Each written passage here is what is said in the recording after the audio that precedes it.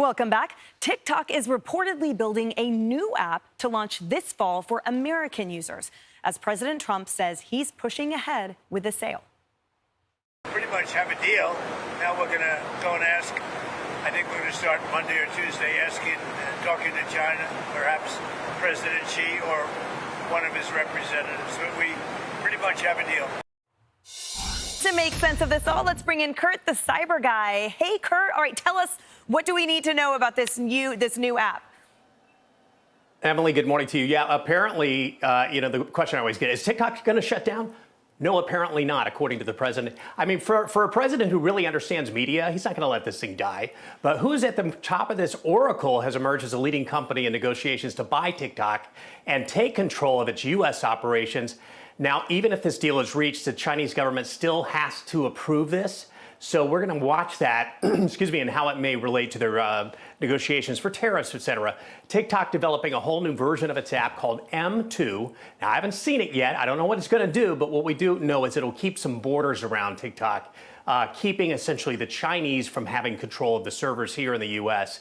And that is due to roll out in September, which happens to be the date that this latest extension expires September 17th. Oracle also offering a significant discount on its own cloud services to the entire U.S. government as part of this potential purchase. There you go. There you have some negotiations going on. And if we get to March, when the Chinese-owned app is set to be unusable for the United States users, will there be a teen revolt, Kurt?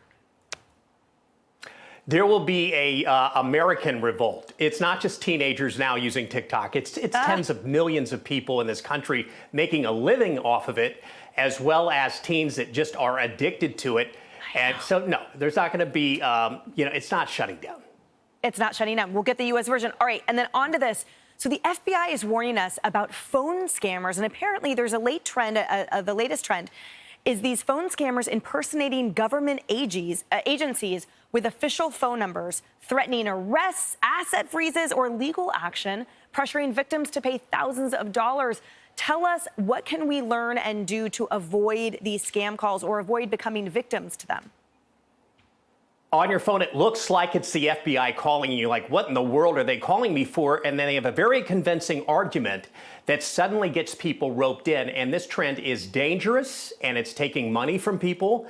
And I will tell you now, the FBI is telling us they will never call people to ask for your money or threaten to arrest you over the telephone. And you should just do this for right now. Don't believe any unsolicited calls that come to you from the FBI, that those are real. FBI is never going to ask for the money. They're never going to threaten an arrest over the phone. Hang up and report it to the FBI Crime Complaint Center. You'll find that link online at our website at foxnews.com/tech. Plus, remove your personal data from public databases. That'll keep the scammers from getting to you. It's the single best way to protect yourself from these kind of spam calls that criminals are behind that are really just pervasive at this point.